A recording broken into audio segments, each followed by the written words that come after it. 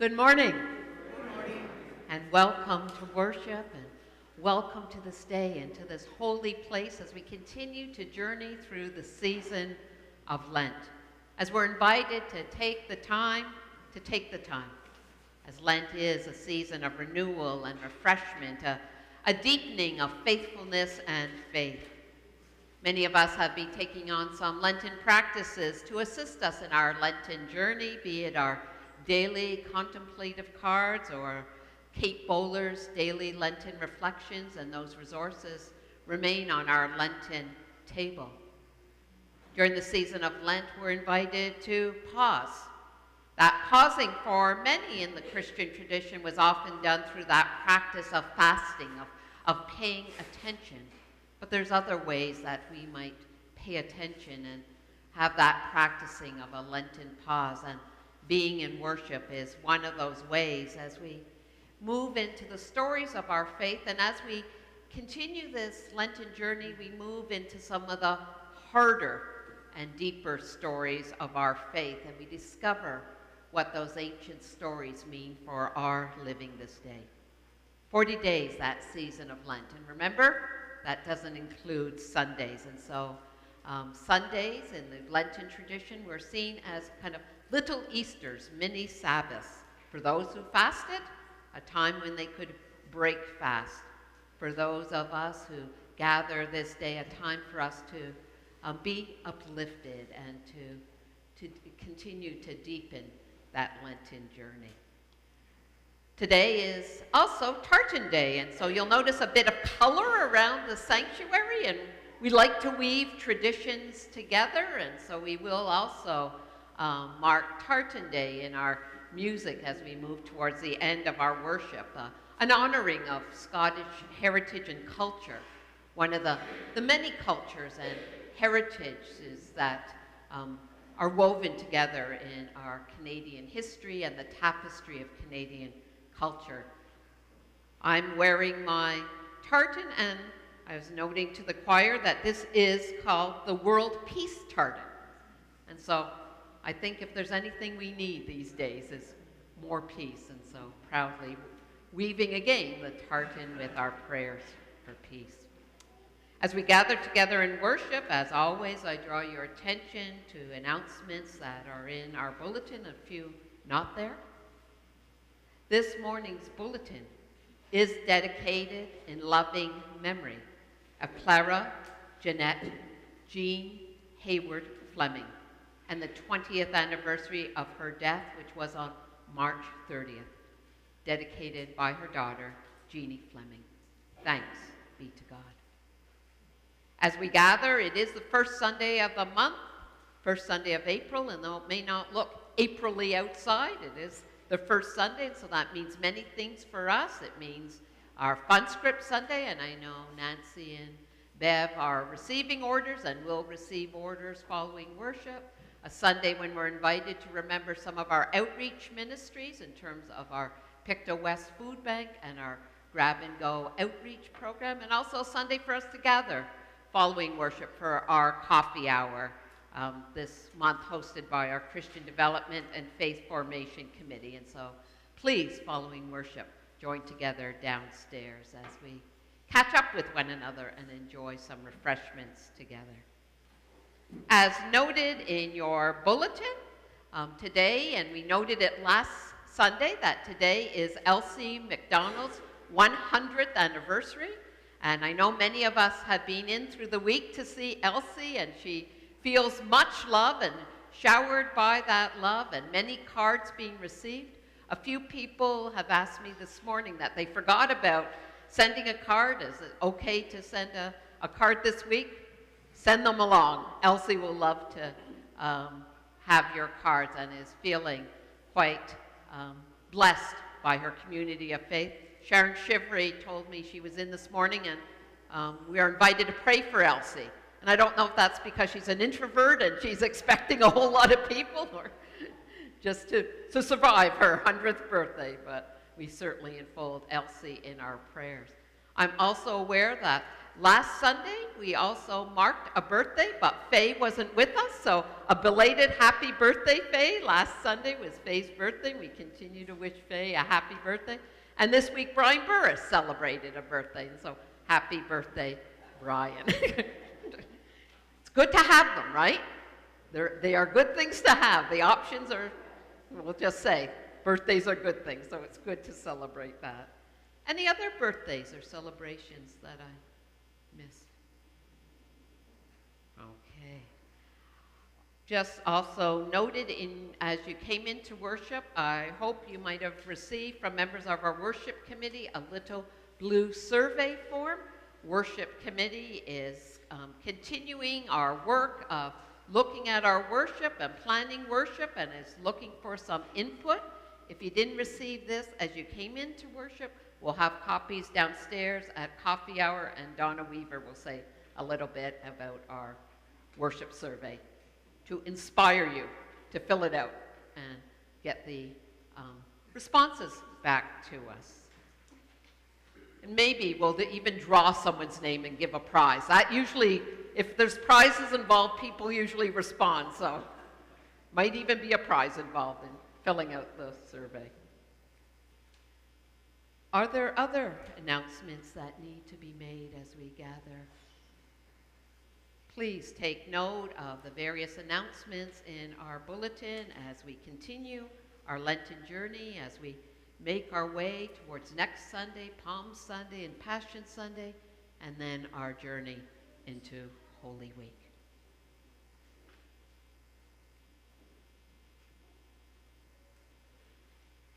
Lent is the time to take the time.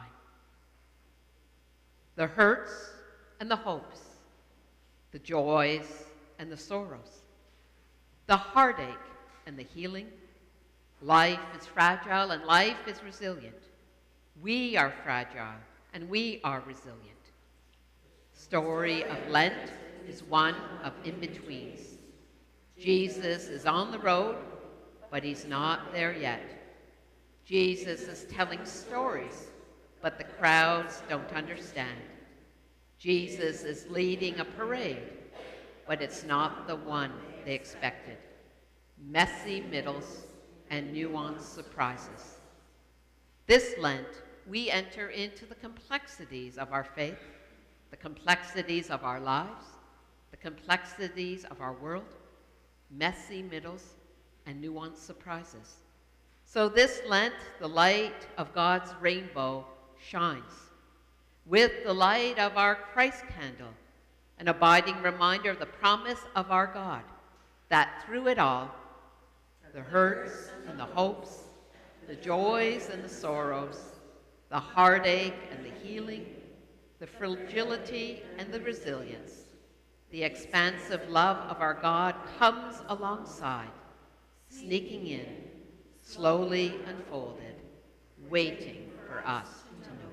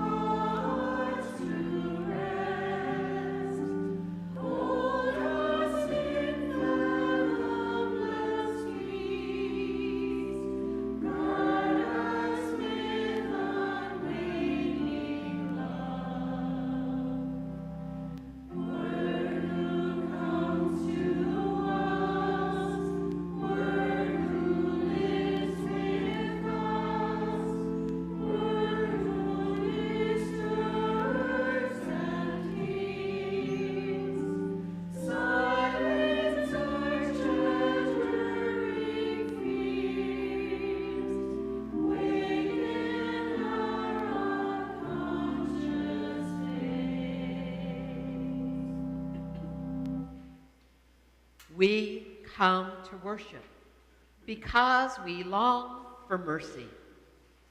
We long for community. We long for God. We come to worship because we need a good word. We need connection. We need moral reminders.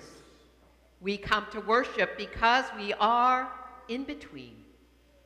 Hope and grief, faith and doubt, joy and longing, curiosity and conviction. So we come to worship, and God meets us here. We are not alone. Thanks be to God for meeting us in all of life's middles and moments.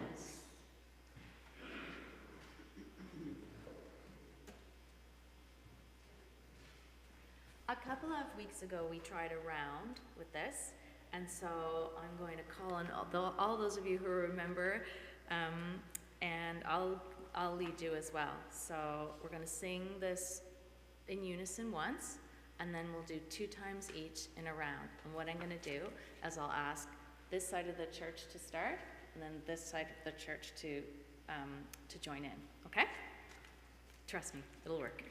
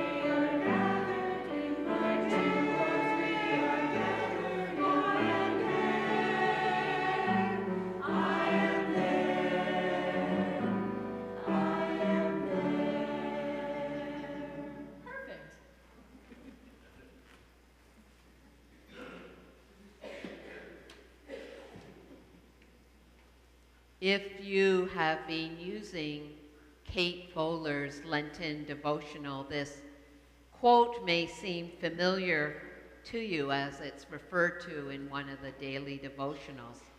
And it comes from an interview with Richard Rohr, when Richard is talking about what seems to be life's unfairness. Often we live in a world that equates doing good with getting good.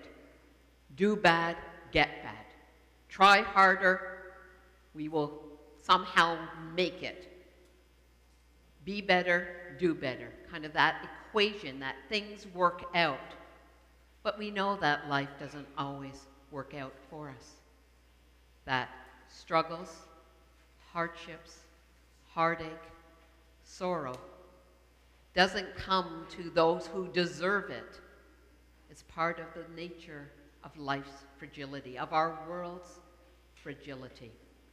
In reflecting on that, Richard Rohr draws on words of St. Teresa of Lisieux, who said in this way, God knows all the sciences, but there's one science God does not know. God does not know mathematics. God does not know mathematics. It's not about doing good and getting good. Or if you do bad, get bad. God is not a God of mathematics. Our God is a God of love, of expansive love that is offered to all, no matter who you are. There are no boundaries in the love of our God. God does not know mathematics. We are all loved by God.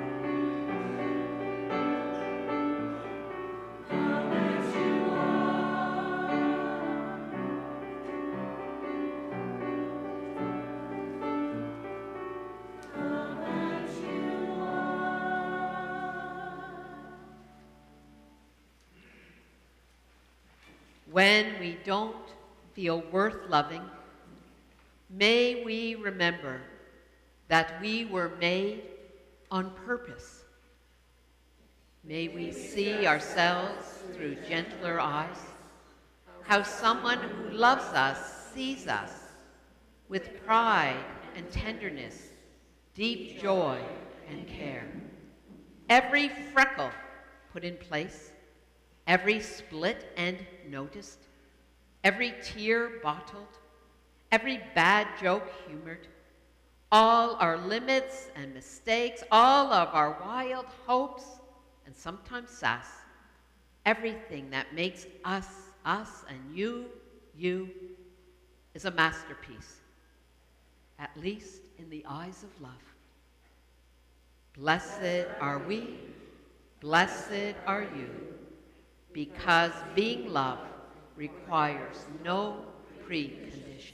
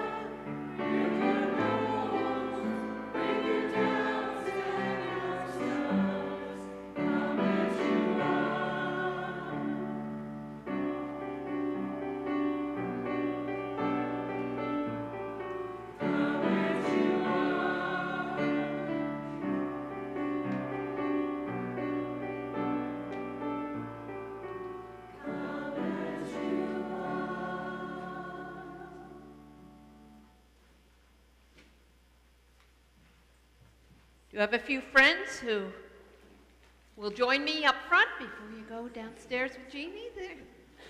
Hello. Whoop. I'm dropping my stuff. How are you doing? Good? Good. I brought some equipment with me this morning. Do you remember? We've been learning a song. I don't think you've been with us since we've learned a song about singing in the bathtub and praying in the bathtub. Who's been here learning that song with me? Do you remember that song too, May? About praying. Anyone have a bath this week? Anyone here have a bath this week? I brought my rubber ducky, my towel. I also brought some pictures of that I'm going to give for you to take downstairs that has the words to our song. Do you remember? I sat in the tub till I looked like a prune. My mother told me to get out soon, but I love to sit in the tub and think. I love to float and I like to sink. I pray to God right there in the tub to give the whole world a vigorous scrub. We all need a scrub, don't we? Do we need a scrub? We all need a scrub to get clean and begin new. Blub, blub, blub, blub, blub, blub, blub, blub, blub, blub, blub. 2 weeks ago, I asked you a question. One of the lines is, I sat in the tub till I looked like a prune. And I said, did anyone here know what a prune was? Anyone here know what a prune was? It's like a raspberry, but Kind of, it's like a raisin, right? I said it's like a dried up grape that looks like a raisin. I brought some prunes. I should have brought a plum. I should have brought a plum and a prune. Donna, I'll be speaking to you next week before I can. I don't know if I could find any plums. Oh my gosh. Anybody want a prune? Anyone to smell a prune? You want to smell it? How does it smell? Anyone? No prunes. Well, this is what a prune looks like. So it kind of looks like have you ever been in the tub too long and your fingers what happens to your fingers? They get all wrinkly like a prune.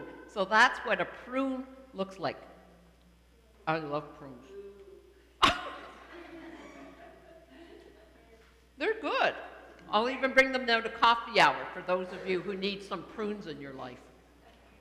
And I don't want to know the details. What does it look like?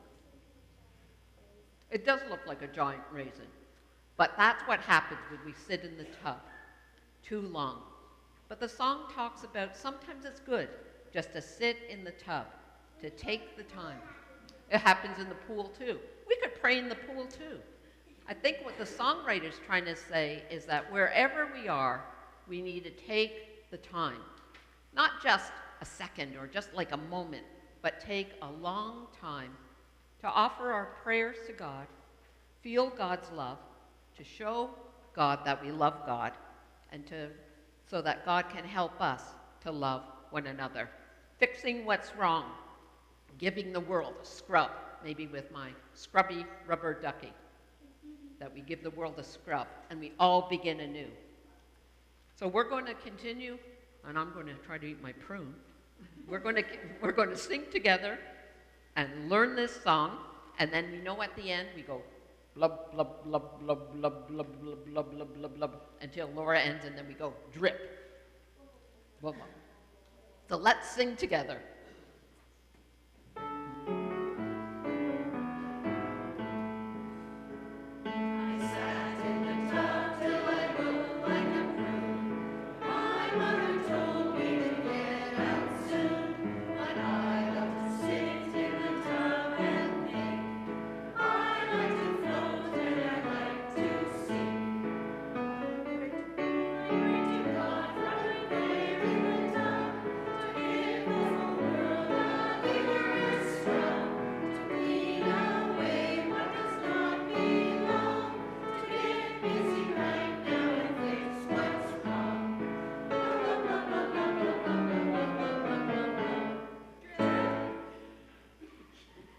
So we're going to continue to pray in the tub, and we'll pray in worship, and we'll pray wherever we find ourselves, taking the time to feel God's love that's all around us and always within us.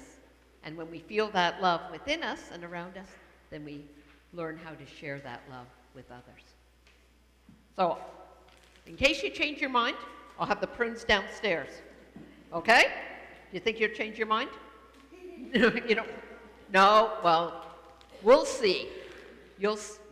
I think you'll want to taste these. Pretty spectacular. And we'll see you after worship downstairs.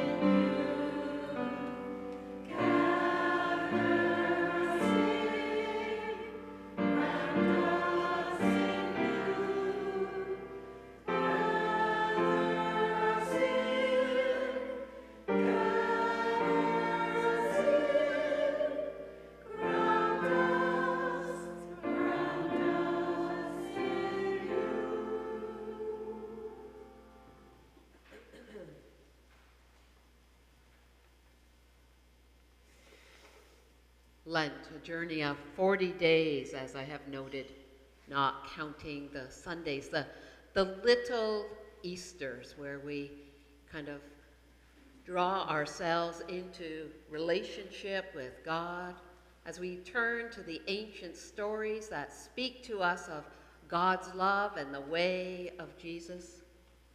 Little Easters where we lift up our voices in praise.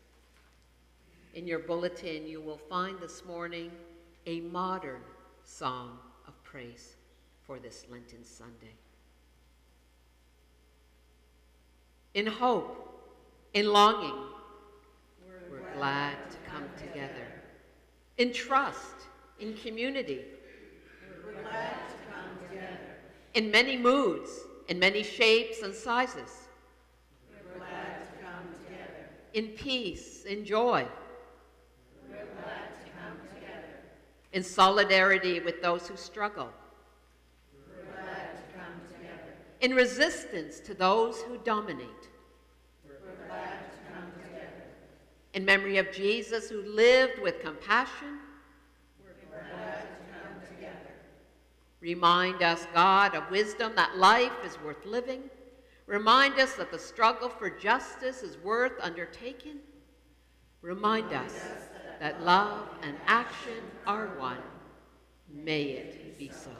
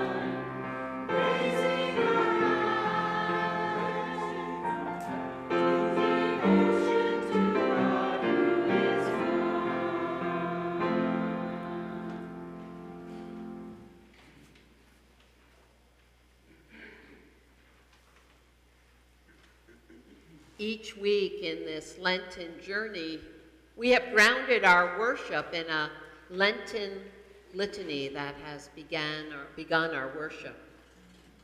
The litany draws our attention to the messy middles of life and the nuanced surprises of this season.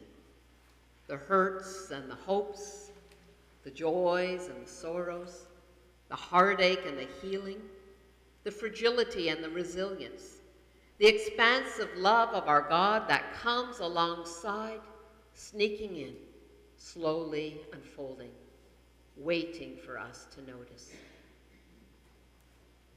Today, as we turn to our gospel story, we're invited to experience the expansive love of our God coming alongside. It is a story that's told in some form in each of the 4 Gospels, though it does differ in detail and specifics and context. But in all of the Gospels, there's told a story of a woman coming to Jesus, a woman who pours out her love with great abundance and extravagant generosity. For the gospel writer we call John, that writer places the story upon Mary, Mary, the sister of Martha and Lazarus. And in this story told by John, the sweet smell of love removes all fears and doubts that are surrounding Jesus and his followers. It's a prophetic act for the gospel writer. And so the gospel writer has a very powerful and sensual retelling of the story. Mary pours out all that she has, all that she is.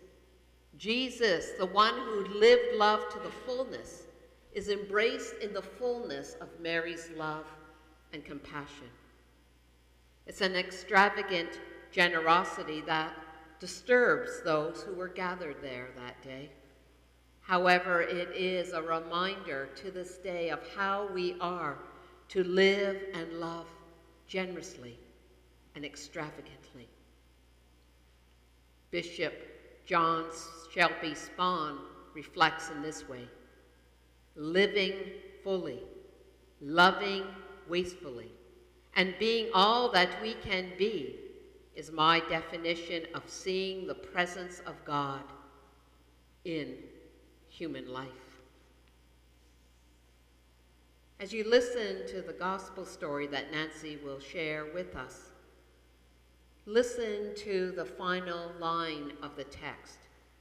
It's often been one of those proof texts to justify God's will, or to justify poverty, or to justify our inaction as it relates to poverty. The poor will always be with you. However, biblical scholars remind us that for the first hearers of this story, for the early Christians, they would hear in the story a resonance to their Jewish tradition and to the book of Deuteronomy. And in the book of Deuteronomy, a reminder that there will always be people who are poor, but yet our response must always be generosity.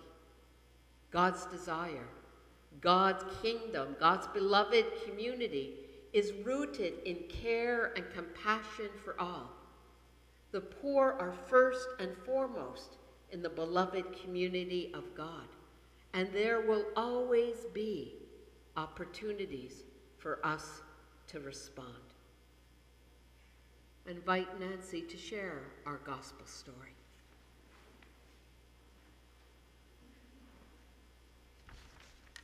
Gospel story is taken from John 12, verses 1 to 8.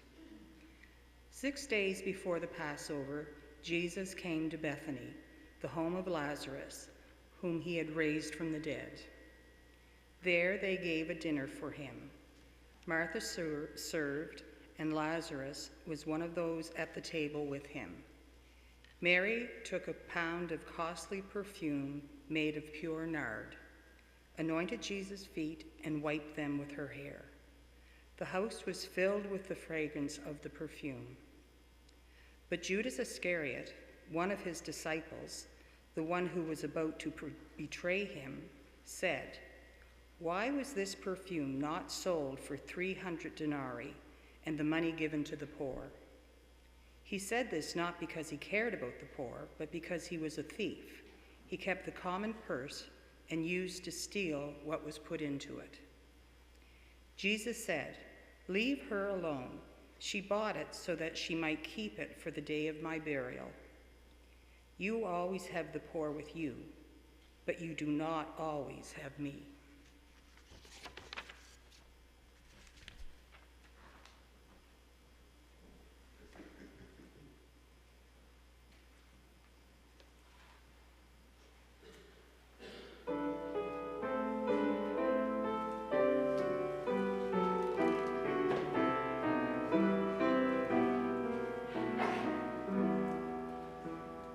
Love knows and waits for us.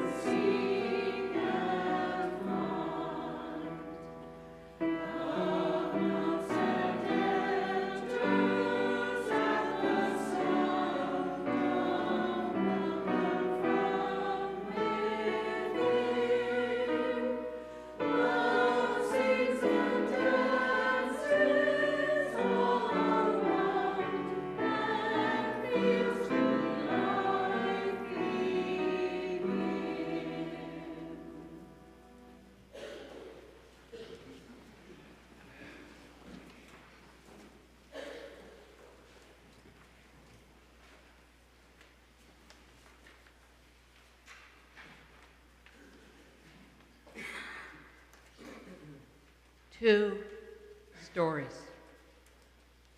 I want to share with you 2 stories. The first you've just heard Nancy read.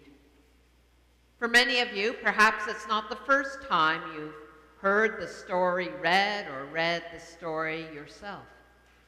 It is an ancient story from our faith and from our scripture tradition. A story we often turn to in Lent or often during Holy Week. The second, again, is an ancient story, but this one comes from a different tradition. It comes from a Japanese folktale tradition. As I've said, the first story is one you've heard before, perhaps others of you not. It's a gospel story that we read along this Lenten journey as we're invited into the life of Jesus and into those last events and encounters and the teachings of that life. As I noted, it's a story that is told in John's Gospel as well in the other 3 synoptic Gospels, Matthew, Mark, and Luke, each telling the story of the anointing of Jesus by a woman in their own way. In John's version, the woman is named Mary, the sister of Martha and Lazarus. Remember Lazarus? We also find Lazarus in John's Gospel. It is John who tells the story of the raising of Lazarus, of Martha and Mary, who in grief and lament in the face of their brother's death find hope and discover new life, resurrected life in Jesus' actions and in what is the story of the raising of Lazarus. So here we are, a few chapters later. We're now in their home in Bethany. Friends have gathered. It's a house, so it's a private space. They're having dinner and drinks, perhaps. Maybe it's a time for rest. Maybe it's a time for just teaching and listening, perhaps debate and arguing, laughing and reflecting. But what we know, it's a house filled with some of the closest friends of Jesus. And Jesus is relaxed, laid back. And then, quite naturally, without any pomp or circumstance, without any grand announcements or grand entry, Mary begins to anoint Jesus' feet. And not simply with her hands, with that expensive perfume, but we're told with her hair. Immediately, just that telling of Mary wiping Jesus' feet with her hair, we know there's something happening here. There becomes a heightened atmosphere in the story and in that house. The gospel writer we call John draws us into what feels to me like a very intimate, sensual, bodily encounter between Jesus and Mary. The perfume in abundance flowing. Mary's whole being, her hair wiping his feet. And perhaps, as our bulletin cover suggests, Mary's tears also. The fragrance is filling the house. Love is filling the house. It's a love that will ripple and ripple and ripple through these last days of Jesus' life. For from this place, Jesus will in turn wash the feet of his disciples. Jesus in turn will remind them to love one another as he has loved them. Love continues to ripple and ripple, to comfort and to disturb, all the way to the cross. But it's this very sensual, intimate moment that becomes interrupted Because love threatens. Expansive love threatens. Abundant love threatens. Love without condition threatens. Intimate love threatens. Love threatens. How could you waste your money? It could have been used to feed the poor. There is silence at Judas's words. How could you waste that love? You will always have the poor with you, responds Jesus, but you will not always have me. You will not always have me. Truly, Judas does not get it. Judas, like so many, want to limit God's love, put walls around God's love, put boxes around God's love, hold on to it because there's simply not enough, is there, to go around. But if Jesus has taught one thing, is that God's love knows no boundaries. There is enough. It's a love that's not limited by laws or tradition or the status quo. It's a love that's not just for some, but it's a love big enough, extravagant enough, expansive enough, overflowing enough, abundant enough for all. Judas does not understand that the God of Jesus does not know mathematics.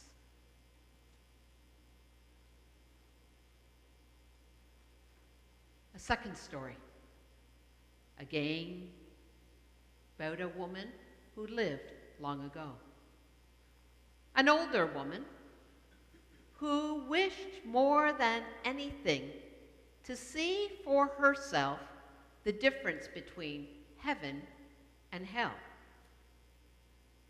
So the Japanese folktale is told that one day this woman approached the temple monks, and she asked the monks to assist her in knowing the difference between heaven and hell. Granting her request, the temple monks told her that she must be blindfolded. And then they led her to the entrance of a great dining hall. And at the entrance of the dining hall, they removed the blindfold from her eyes. The woman could then see the dining hall that was filled with these round tables. And these tables were piled high with delicious foods, meats, vegetables, fruits, breads, desserts of all kinds. The smells filling the room. She could smell things she'd never smelt before. But as she gazed upon the great dining hall and the diners who were around those tables, she began to notice that though the food was in abundance, the bodies, the faces of those seated around the tables were gaunt. They were creased with loneliness and hunger and frustration. She could now hear the voices and the cries filling the hall, hungry cries of desperation. Why? It was then the woman realized that though each person around a table held a spoon, the spoons themselves were over 3 feet long. And so they were unable to pick up the food and get it into their mouths with these long, long spoons. Plenty of food on the platters, but they could not get the food to their mouths. Seeing and hearing the desperation of those diners, the old woman cried out, "This must be hell. Please let me see heaven." Again, the temple monks put a blindfold over her eyes and again led her. When the blindfold was removed, the old woman was a bit confused. For there again she stood at the entrance of a great dining hall. Again, a dining hall filled with tables piled high with lavish foods and fruits and a feast. And again, she saw that there were people sitting around just arm's length of the food with their 3-foot spoons. But then she began to hear laughter. And then as she looked closer, she noticed that the people around these tables were plump and rosy and happy and satisfied, and abundant joy and laughter was filling the air. And it was not long before the old woman was laughing too, for she now understood the difference between heaven and hell. Do you know? That's right. In hell, the people around the tables were only concerned for themselves and using those long spoons to get food into their own mouths. In heaven, the people were concerned about those around them and were using their long spoons to feed one another. A love, not just for some, but love big enough for all. Love extravagant for all. Love expansive enough for all. Love overflowing and abundant for all. Come, you who have been wounded, all you who have lost hope. Come, you who are longing for what you do not know. Come, you hungry for justice, aching for heaven on earth. Come, you who have been tossed aside, don't remember what you're worth. Come. God's love is big enough for all. Back to that wisdom of John Shelby Spong. Living fully, loving wastefully, being all that we can be is my definition of seeing the presence of God in human life. Life, abundant life, extravagant love are gifts offered to us by a generous and extravagant God who longs for all of us to know that love and then to embody that love, loving wastefully as God loves wastefully, loving wastefully as Mary loved wastefully, loving wastefully as Jesus loved wastefully. Even when that love disturbs and threatens, even when that love is costly and risky. And love is. We know it is. We know what lies ahead in that first story for Mary, for Jesus, for those gathered and for those who followed. Jesus was no fool. He knew what he was doing. He knew where love was leading, and yet he could do no other. The justice-seeking, transforming, abundant, expansive, disturbing love of God embodied in him, embodied in Mary, and to be embodied in us. Living fully, loving wastefully, being all that we can be, being the presence of God, the sacred, the holy, the presence of love in human life.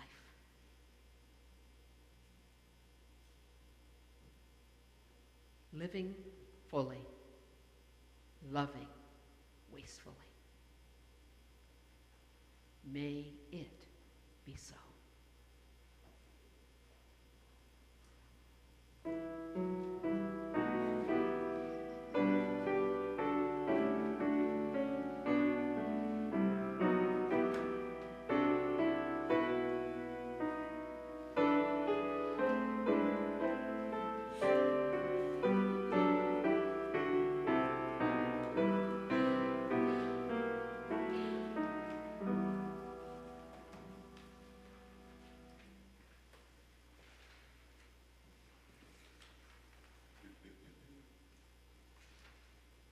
It is said that God has no hands but our own, no feet but our own, no ears but our own, no eyes but our own, no mouth but our own.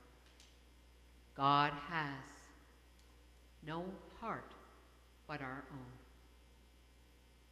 We are the presence of the holy in our world, offering all that we are, all that we have, the gifts that we are, the gifts that we have. We are God's. Thanks be to God.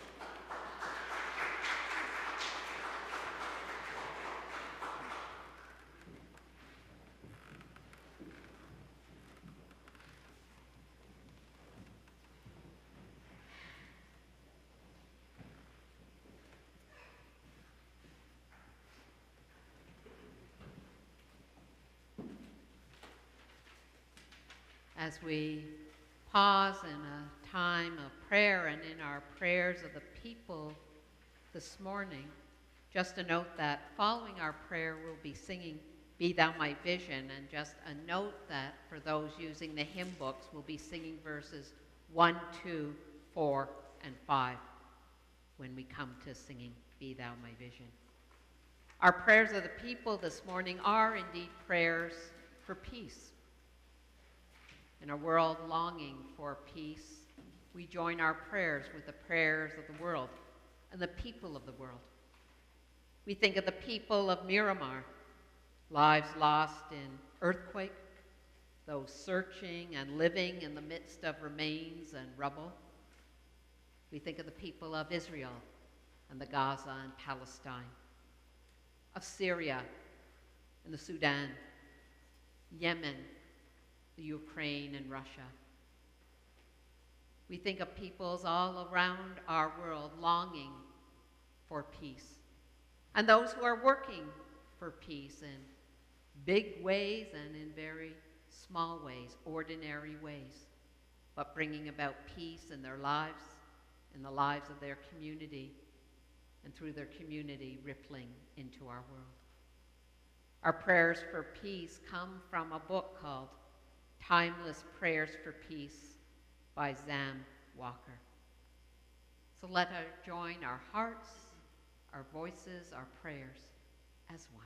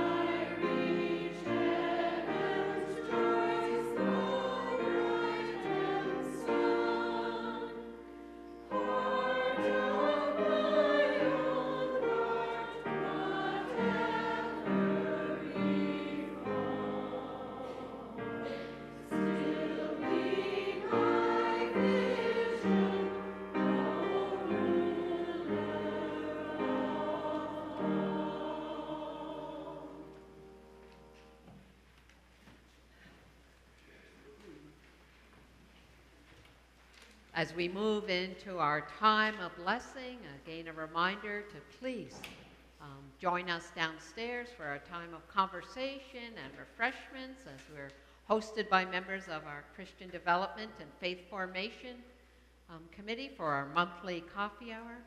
Please join together. You'll also note that our music to send us out today is in celebration of Tartan Day, so I've been told that any flings or jigs are permissible, so fling and jig as you would like, especially those wearing kilts, which I think are the men among us. So feel free to give us a little fling or jig. We go into this day and we go into this Lenten season with a blessing. The world is now too dangerous and too beautiful for anything but love. May our eyes be so blessed we see God in everyone, our ears so we hear the cry of God in the poor, our hands so that everything we touch is a sacrament, our lips so we speak nothing but the truth with love, our feet so that we run to those who need us. And may our hearts be so open, so set on fire, that our love, God's love, changes everything.